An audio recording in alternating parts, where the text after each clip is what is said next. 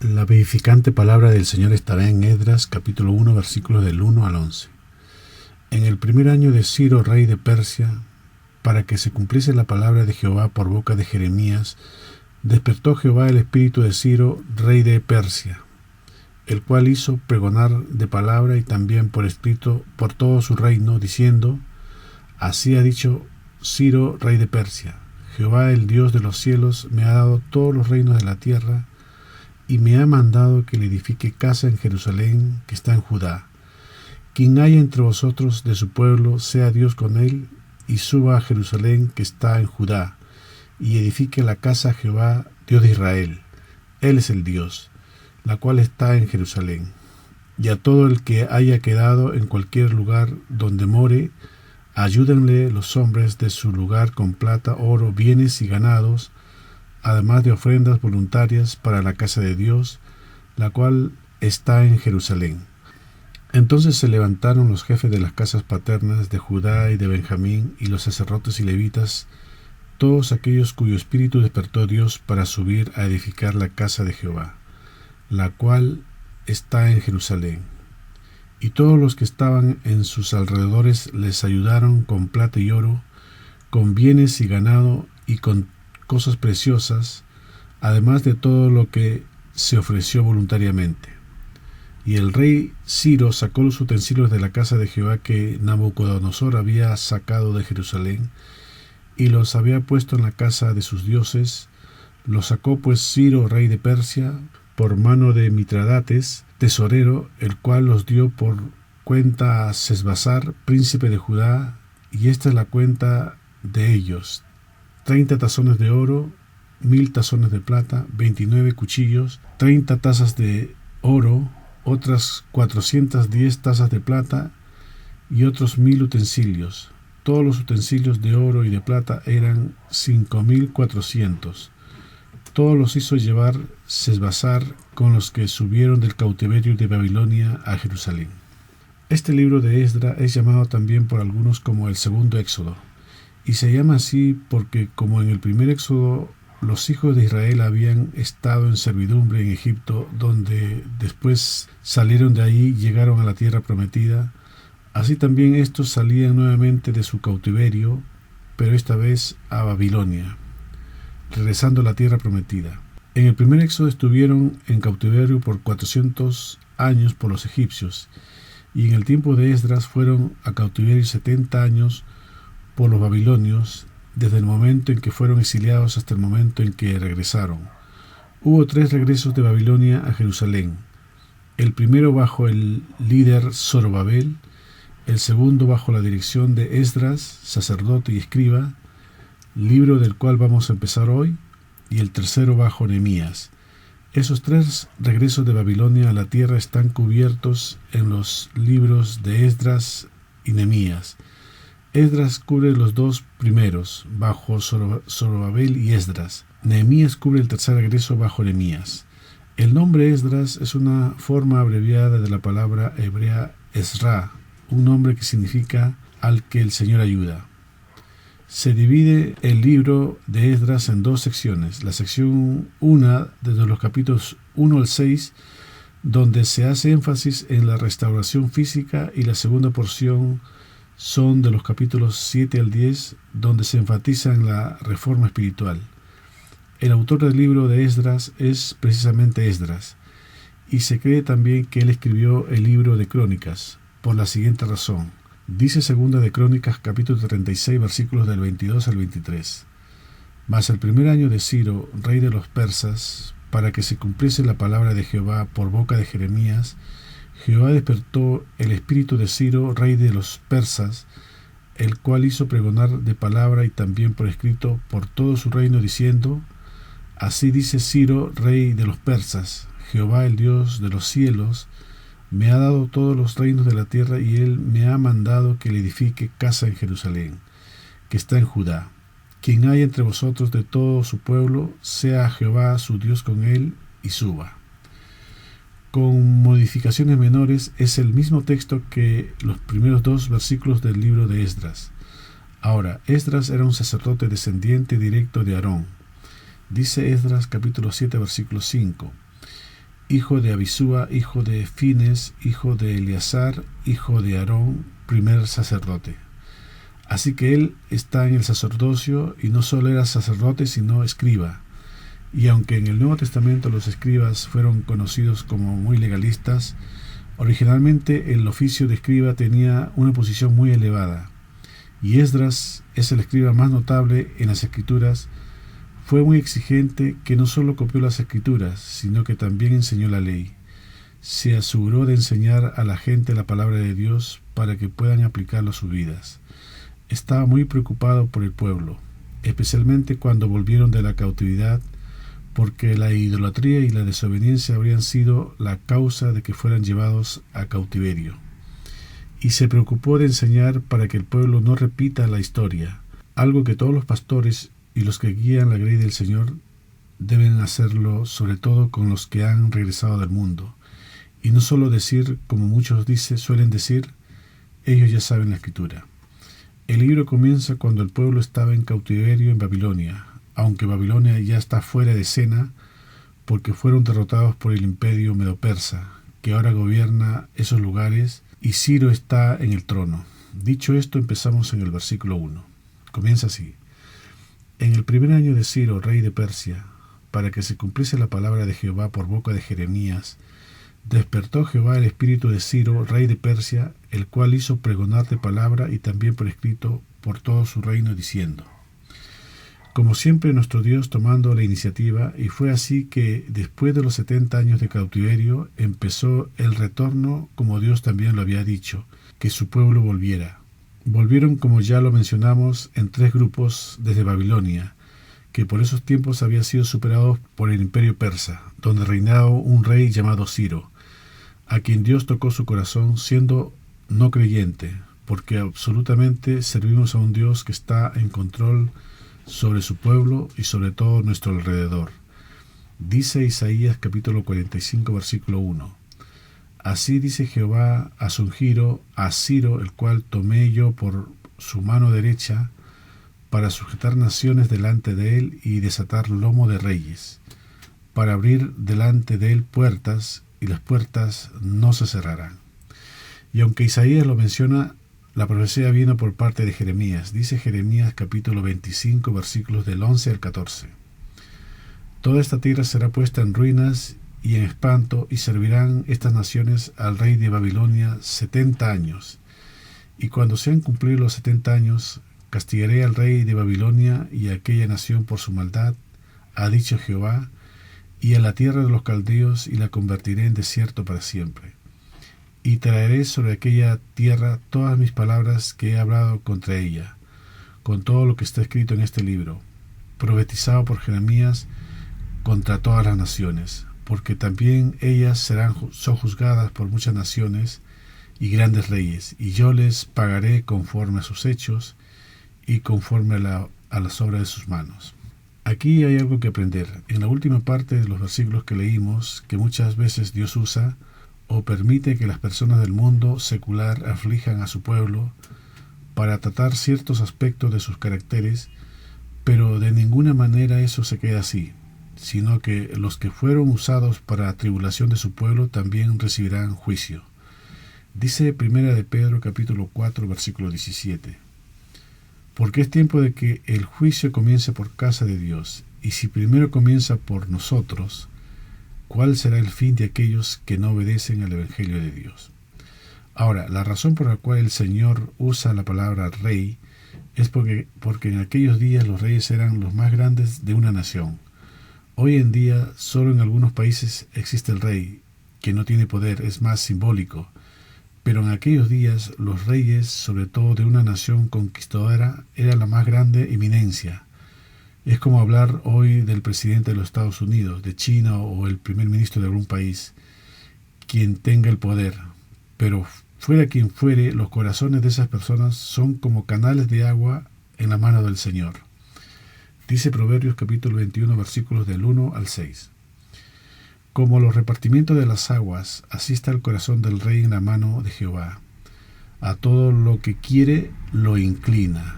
Todo camino del hombre es recto en su propia opinión, pero Jehová pesa los corazones. Hacer justicia y juicio es a Jehová más agradable que sacrificio, altivez de ojos y orgullo de corazón, y pensamiento de impíos son pecados. Los pensamientos del diligente ciertamente tienden a la abundancia, mas todo el que se apresura alocadamente, de cierto, va a la pobreza.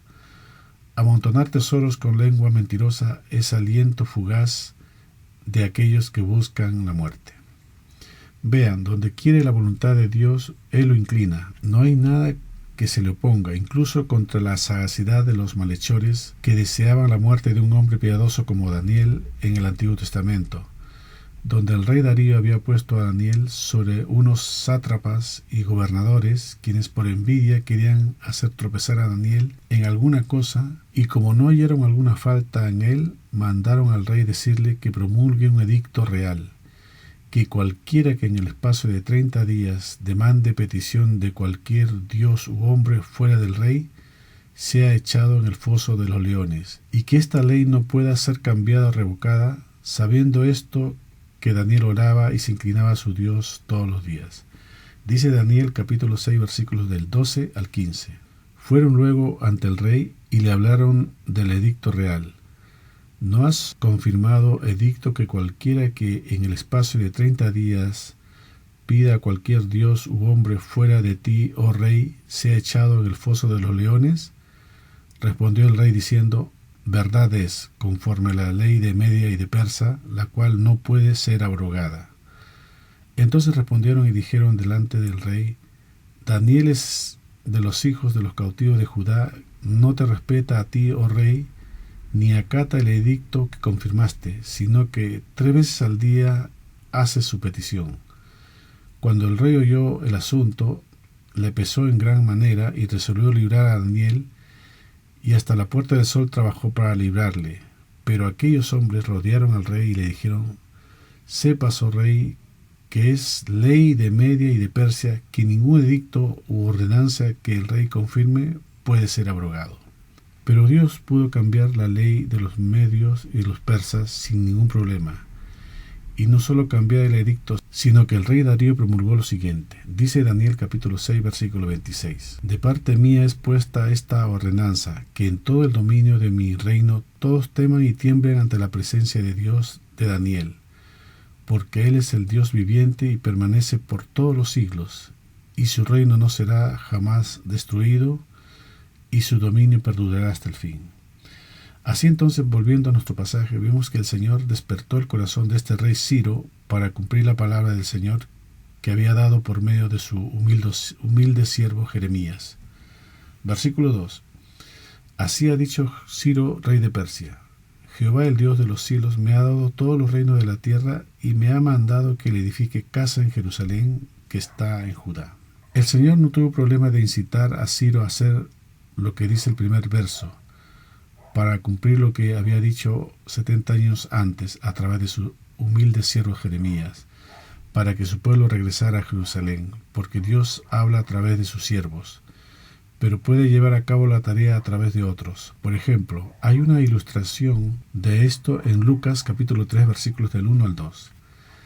En el año 15 del imperio de Tiberio César, siendo gobernador de Judea Poncio Pilatos y Herodes tetrarca de Galilea y su hermano Felipe tetrarca de Iturea y de la provincia de Traconite y Lisanías tetrarca de Abilinia, y siendo sumos sacerdotes Anás y Caifás, vino palabra de Dios a Juan, hijo de Zacarías, en el desierto. Vemos que habiendo grandes hombres de poder en la política y en la iglesia, según la palabra de Dios, el Señor se pasó por alto a todos estos peces gordos y llega un hombre común y corriente en el desierto llamado Juan. Y es lo mismo hoy, pasa por alto a todos los grandes políticos y religiosos y se reduce a un humilde hombre que está buscando el rostro de Dios, quien se ha humillado, quien camina con temor y temblor ante Dios, como Juan el Bautista, quien fue el precursor para preparar al mundo en la primera venida de Cristo. Ahora, es interesante que el profeta Isaías hizo una profecía donde nombra a una persona de la cual estamos tratando. Dice Isaías capítulo 44, versículo 28, que dice de Ciro: es mi pastor y cumplirá todo lo que yo quiero. Al decir a Jerusalén: serás edificada, y al templo serás fundado. Es una profecía sobre alguien que nacerá 50 años después. Ni siquiera Nabucodonosor se había convertido en gobernante de Babilonia. Así sigue diciendo el Señor de Ciro en Isaías capítulo 45, versículos del 1 al 7. Así dice Jehová a su ungido, a Ciro, el cual tomé yo por su mano derecha para sujetar naciones delante de él y desatar lomo de reyes, para abrir delante de él puertas, y las puertas no se cerrarán. Yo iré delante de ti y enderezaré los lugares torcidos, quebrantaré puertas de bronce y cerrojos de hierro haré pedazos, y te daré los tesoros escondidos y los secretos muy guardados, para que sepas que yo soy Jehová, el Dios de Israel, que te pongo nombre, por amor de mi siervo Jacob y de Israel mi escogido. Te llamé por tu nombre, te puse sobrenombre. Aunque no me conociste, yo soy Jehová, y ninguno más hay. No hay Dios fuera de mí. Yo te enseñaré, aunque tú no me conociste, para que sepas desde el nacimiento del sol y hasta donde se pone, que no hay más que yo Jehová, y ninguno más que yo, que formo la luz y creo las tinieblas, que hago la paz y creo la adversidad. Yo Jehová soy el que hago todo eso. Vemos cómo Dios conoce a los gobernantes de esa época y también del mundo actual, de los grandes países de los pequeños países. Dios los conoce por su nombre, antes de que existiesen, antes de que nacieran. Él decide mover sus corazones cuando llegue el momento adecuado. ¿Con qué fin? De cumplir la palabra del Señor hablada por sus humildes siervos. Esto está escrito para enseñarnos que Dios puede mover cualquier poder hoy, con el propósito de construir el cuerpo de Cristo en la tierra. Así entonces, por mandato del Señor, Ciro le dice a los judíos que regresen, que reconstruyan su templo, su ciudad. Versículo 3. Quien hay entre vosotros de su pueblo, sea Dios con él, y suba a Jerusalén que está en Judá, y edifique la casa a Jehová Dios de Israel. Él es el Dios, la cual está en Jerusalén. Imagine, piense que un rey pagano le está diciendo a los judíos: vayan y construyan el templo, la casa de Dios que está en Jerusalén. El Señor lo ha ungido hasta el punto que Ciro lo dice con mucha autoridad. Él es el Dios. A los sobrevivientes les dice: vayan y construyan. Versículo 4. Y a todo lo que haya quedado en cualquier lugar donde more, ayúdenle los hombres de su lugar con plata, oro, bienes y ganado, además de ofrendas voluntarias para la casa de Dios, la cual está en Jerusalén. Vemos que Ciro está hablando a dos grupos. En el versículo 3, a todos los que sean del pueblo que vuelvan a construir el templo. Y en este versículo 4 se está refiriendo a todos los que no quieren ir. ¿Y quiénes eran estos? Los que vivían muy cómodos en Babilonia. Y aquí le está diciendo que ayuden con sus bienes. Además, Ciro no les está obligando con la ofrenda, sino que dicen que ayuden con ofrendas voluntarias. Pero aunque hubieron personas que dieron plata y oro, ni siquiera sabemos sus nombres. No así del grupo que volvieron a Jerusalén. Dios ha mantenido una lista exacta de esos creyentes. Lo podemos ver en el capítulo 2 de este libro, porque nuestro dinero no tiene valor para Dios si no hemos dado primero nuestro cuerpo y nuestra vida. En el Nuevo Testamento hay 2 capítulos sobre el tema de dar, en 2 Corintios capítulo 8 y 9. Veamos el del 8 en 2 Corintios capítulo 8, versículos del 1 al 7. Asimismo, hermanos, os hacemos saber la gracia de Dios que se ha dado a las iglesias de Macedonia, que en grande prueba de tribulación la abundancia de su gozo y su profunda pobreza abundaron en riquezas de su generosidad. Pues doy testimonio de que con agrado han dado conforme a sus fuerzas y aún más allá de sus fuerzas, pidiéndonos con muchos ruegos que les concediésemos el privilegio de participar en este servicio para los santos. Y no como lo esperábamos, sino que asimismo se dieron primeramente al Señor y luego a nosotros por la voluntad de Dios. De manera que exhortamos a Tito para que, tal como comenzó antes, asimismo acabe también entre vosotros esta obra de gracia. Por tanto, como en todo abundáis, en fe, en palabra, en ciencia, en toda solicitud y en vuestro amor para con nosotros, abundad también en esta gracia. Lo que está diciendo Pablo es que aunque puedan ser pobres creyentes, hablando financieramente, aprendieron a cómo salir de su pobreza, siendo dadivosos, inclusive dentro de sus pocas posibilidades, porque nuestro Dios toma todo eso en cuenta. Versículo 5. Entonces se levantaron los jefes de las casas paternas de Judá y de Benjamín, y los sacerdotes y levitas, todos aquellos cuyo espíritu despertó Dios para subir a edificar la casa de Jehová, la cual está en Jerusalén. ¿Significa esto que aquellas personas que no fueron a Jerusalén, Dios no movió su espíritu? No, se quedaron en Babilonia porque Dios trató de agitarlos y no se dieron por aludidos. Estaban sólidamente establecidos, no querían ser conmovidos, no querían ser movidos.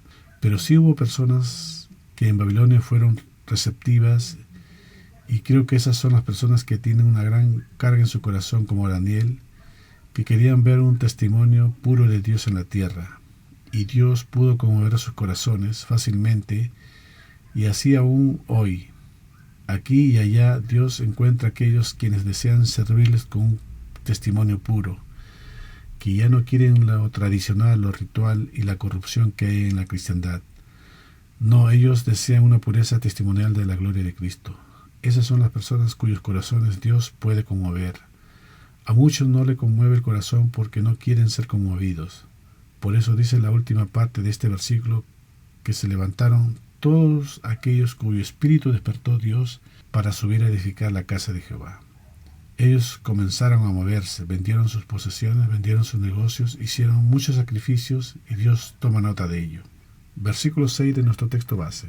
Todo lo que estaban en sus alrededores les ayudaron con plata y oro, con bienes y ganado y con cosas preciosas, además de todo lo que se ofreció voluntariamente. Vemos que hubo mucha hermandad que, aunque no fueron, ayudaron con los que partieron para Jerusalén. Versículo 7. Y el rey Ciro sacó los utensilios de la casa de Jehová que Nabucodonosor había sacado de Jerusalén y los había puesto en la casa de sus dioses. Versículo 8. Los sacó pues Ciro, rey de Persia, por mano de Mitridates, tesorero, el cual los dio por cuenta de Sesbazar, príncipe de Judá. Vemos aquí otra cosa que Dios impulsó a Ciro a hacer, devolver todos los utensilios que Nabucodonosor se había llevado de Jerusalén, todos aquellos artículos valiosos que se usaban en el templo y que tienen un entendimiento espiritual. Ahora el rey Ciro sacó todos estos utensilios y se los dio a Sesbazar, el príncipe de Judá. Sesbazar era el nombre pagano que los babilonios le dieron. Su nombre judío era Zorobabel, era el líder de la tribu de Judá. Era el hombre que se encargó de llevar todos los utensilios de vuelta, según parte de Ageo, capítulo 2, versículo 2. Habla ahora Zorobabel, hijo de Salatiel, gobernador de Judá. Versículos 9 al 11. Y esta es la cuenta de ellos: 30 tazones de oro, 1000 tazones de plata, 29 cuchillos, 30 tazas de oro, otras 410 tazas de plata y otros 1000 utensilios. Todos los utensilios de oro y de plata eran 5400. Todos los hizo llevar Sesbazar con los que subieron del cautiverio de Babilonia a Jerusalén. Dios nos suple todo lo que necesitamos y mueve a la gente sin que tengamos que decirle nuestras necesidades. Sesbazar o Zorobabel no fue tras Ciro y le recordó los vasos que Nabucodonosor se había llevado. Dios le dijo a Ciro y Ciro simplemente lo sacó y se lo dio a Zorobabel. Y un verdadero siervo de Dios sabe mover a los hombres a través de Dios, porque Dios puede mover a que la gente regrese. Pero en esta parte de los utensilios vamos a profundizar más, ya que es muy necesario para el servicio del Señor, para la edificación del cuerpo del Señor, y para entenderlo mejor vamos a ver una analogía que Pablo da a conocer en 2 de Timoteo capítulo 2 versículos del 20 al 21. Pero en una casa grande no solamente hay utensilios de oro y de plata, sino también de madera y de barro, y unos son para uso honroso y otros para usos viles. Así que si alguno se limpia de estas cosas, será instrumento para honra, santificado, útil al Señor y dispuesto para toda buena obra. Vean que Pablo en este versículo 21 da la explicación de la analogía del verso 20, y lo está diciendo en el contexto de enseñar, de trazar bien la palabra de verdad, porque vean la conexión. Dice que si alguno se limpia de estas cosas, hablando de no enredarse en los negocios de la vida natural, servirá para usos honrosos, para huéspedes distinguidos, para personas de la nobleza, para los reyes y sacerdotes, porque estos utensilios valiosos y elegantes traen honor al dueño de la casa. Dice Proverbios capítulo 22, versículo 29. ¿Has visto hombre solícito en su trabajo? Delante de los reyes estará, no estará delante de los de baja condición. Pero como en toda casa grande, también había utensilios para usos viles, que representan a los utensilios que sirven para usos bajos, como el tacho de basura, por ejemplo. Y estos no sirven para servir en la casa de Dios, no sirven para edificar a la iglesia. Estos son los que enseñan falsamente, los falsos maestros, a aquellos que se han desviado de la verdad. Ahora, es interesante, por ejemplo, si ponemos la madera en el fuego, se quema rápidamente. El barro se quiebra si lo pasas mucho tiempo al fuego. Pero si pasas el oro y la plata por el fuego, se limpia más.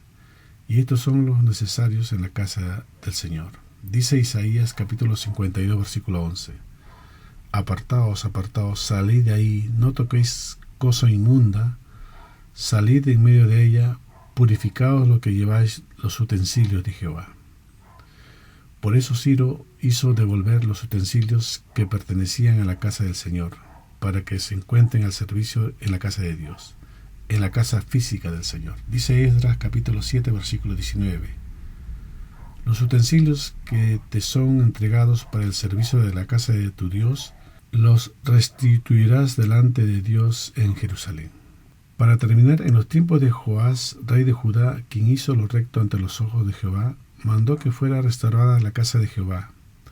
Mandó a los levitas que recogieran dinero de todo Israel, que pusieran toda diligencia en el asunto. Pero los levitas no pusieron diligencia, por lo que mandó el rey que se hiciese un arca y se pregone en toda Judea y en Jerusalén que trajesen a Jehová la ofrenda que Moisés, siervo de Dios, había impuesto a Israel en el desierto. Fue así que recogieron mucho dinero. Entonces el rey y Joiada lo daban a los que hacían el trabajo del servicio de la casa de Jehová, y tomaban canteros y carpinteros que reparasen la casa de Jehová, y artífices en hierro y bronce para componer la casa. Y por sus manos la obra fue restaurada, y restituyeron la casa de Dios a su antigua condición, y la consolidaron, inclusive de lo que sobró hicieron utensilios. Dice segunda de Crónicas capítulo 24 versículo 14. Y cuando terminaron trajeron al rey y a Joiada lo que quedaba del dinero, e hicieron de él utensilios para la casa de Jehová, utensilios para el servicio, morteros, cucharas, vasos de oro y de plata, y sacrificaban holocaustos continuamente en la casa de Jehová todos los días de Joiada. Amén.